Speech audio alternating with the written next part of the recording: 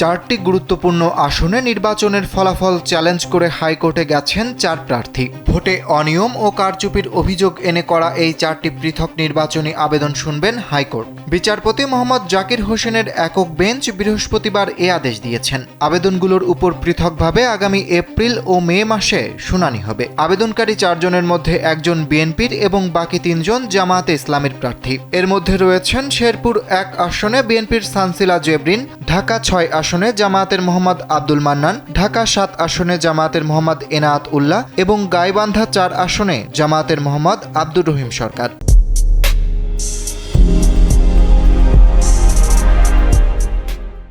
এর আগে 17 ফেব্রুয়ারি প্রধান বিচারপতি নির্বাচনী আবেদন গ্রহণ ও শুনানির জন্য একক বেঞ্চ নির্ধারণ করে দেন। এতে বৃহস্পতিবারের কার্যতালিকায় 4টি আবেদন নতুন মামলা হিসেবে অন্তর্ভুক্ত ছিল। আদালতে জামায়াতের 3 প্রার্থীর পক্ষে ছিলেন আইনজীবী এএসএম শাহরিয়ার কবির এবং বিএনপির প্রার্থী সানসিলা জেবরিনের পক্ষে ছিলেন আইনজীবী রাহিমিন চৌধুরী। আইন অনুযায়ী গেজেট প্রকাশের পর জাতীয় সংসদ নির্বাচন সম্পর্কে কোনো প্রতিদ্বন্দ্বী প্রার্থীর আপত্তি বা অভিযোগ থাকলে তিনি হাইকোর্টে নির্বাচনী আবেদন করতে পারেন। এখন পর্যন্ত জামায়াতের 3 প্রার্থীর আবেদন হাইকোর্ট শুনানির জন্য গ্রহণ করেছেন।